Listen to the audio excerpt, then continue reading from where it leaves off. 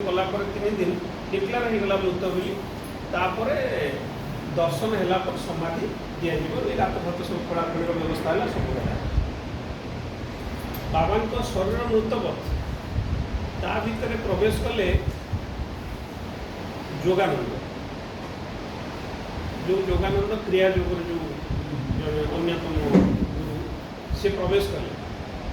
सी प्रवेश कर बाबा पार्टी में कहले आपण अंचल महापुरुष आम मैंने आकर्षित कहूँ बाबा पार्टी में कहले बलिया चली जावाक चाहूँगी तार संसार पर बहुत कम अच्छी तार ये 4टी स्थान को 4टी स्थान निर्धारण करदे पाद पाखे गोटे कान पाखे गोटे पिठी पाखे गोटे आ गोटे चारिटा जगह निरूपण कले ये जगह को सब स्पर्श कर ना देहटा मृत हो 4टा जगह छुआ है जो तीर्थ सेवक जी रही से सब से जगह स्पर्श कले कांद प्रबल जे मैंने अजस्र मैंने केते आखिर लुह से कहबार नहीं समस्ते कहते दीपतल अंधार किंतु बाबांकर दीपतल अंधार माने यही परिस्थिति भितर जो रमेश चंद्र परिजा मोहित दादाजी आने पौर्णमासी माँ आउ जड़े व्यक्ति 3 जन गले नामाचार्य बाबा बाइयांकर ख्याति से माने कौ दिग को से छुई आकाश छुआ पाखे जाए पहुँचे लंब हो गोड़तल पड़े कहले आपण बंची आपण को मानसिक बाबा ओडिया सी आज देहत्याग करदे ना मु कौन करी भल लगे से जीव ताहा ही तो प्राप्ति ताहा ही तो जीवन उद्देश्य ताहा ही तो लक्ष्य ना आम संभा कर आमको आप गुरु फेरे है मुझे कौन फेरबी तुम जा ये लंब हो पड़े महापुरुष मानकर केते विभूति केते महिमा केते शक्ति केते सामर्थ्य आप देखो लंब हो पड़े उठिले कहले अरे सी तो ब्रह्मानंद राज्य घूर्च तो बहु सुखरे सी अच्छे केमी आने ना आप गुरु फेरे दिंतु कहीं बाबा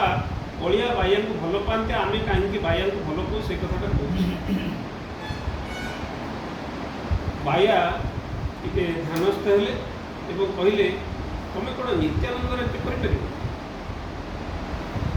उठी बसले नित्यानंद राज्य कौन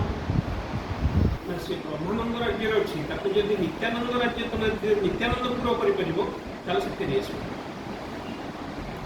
नित्यानंदपुर कौन बोली पचरागला कहले अश्रुल प्रार्थना उच्च स्वर उदंड कीर्तन ताहले कोई तो से राज्य से पुर से को फेरी आसी पारे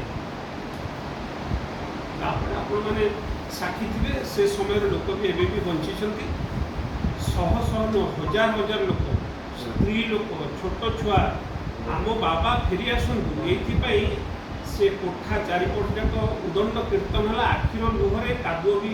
चकटी होगला तापर बाबा 3 फुट एमती ऊपर को उठिले दूलकिना पड़े 11 दिन काल बाबा को देखागलानी से से घोषणा करते गोटे बालकोनी की जाइए कोठार ऊपर जो थे से घोषणा करते मत आज जो मैंने दर्शन कर समस्त को मु मुक्ति देली मुझे क्या देखिपार यही गोटे महापुरुष ये अंचल जन्म हो अथच आमे मैंने एत हतभाग्य एत हतभागा ठीक भाव जापर आ महापुरुष मैंने क्या धरा दिखते भल भाव मन रखते सी कार्य को चलुचे धरीदेवाई धरी रखापी आपण मान जो योजना कर योजना को साधुवाद जनाऊँगी मनर कथा जहाँ जहाँ शिशिर भाई कहले कि आमे संबर्धित करवा से संबर्धन ऊर्धे से उपाधिर ऊर्धे उपाधि वर्जित ईश्वर ध्यान विकास जन्मणी पाखे उपाधि नहीं उपाधि देदेले आज पद्मश्री उपाधि मिली से गीत लिखिले पाद पद्मे थिला मो मन पाइली मु पद्म सम्मान मोर पाद पद्मर मन थिला बेली ठाकुर पाखे मत पद्म सम्मान टिक मिली मुझे जब छाड़देवी तापर भी गवर्नमेंट ऑफ इंडिया भी से पद्मश्री उपाधि मत नहीं तेणु उपाधि नुह मनर भाव दरकार भल पाइबार कथा दरकार बेले बेले भल पाइबाटा अधिकार में परिणत हुए शिशिर भाई जो कथाटी कहले जे आपण जी आम अंचल को समय न देवे बुलू था सब आड़े आम आश्रम जीव ये हूँ गोटे माँ पुओ बापा पुओर कथा भल पाइबार परिभाषा आम आपको हार्दिकतार सहित ग्रहण करूँ कार्यक्रम जहाँ जमी हम कीर्तन समावेश केमी हम प्रतिहरा माँ मानकर कार्यक्रम सरी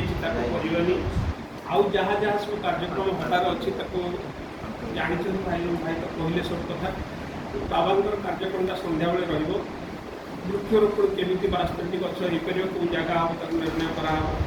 कीर्तन समावेशटा कीर्तन समावेश केमी हम कौन करवा किए किए से दायित्व ने गोटे विवाहीकरण कर कर्मबंधन करदे कार्यटा शृंखलित भाव में हो मन लाखी भी हो पार समस्त को गोटे कथा नवेदन करी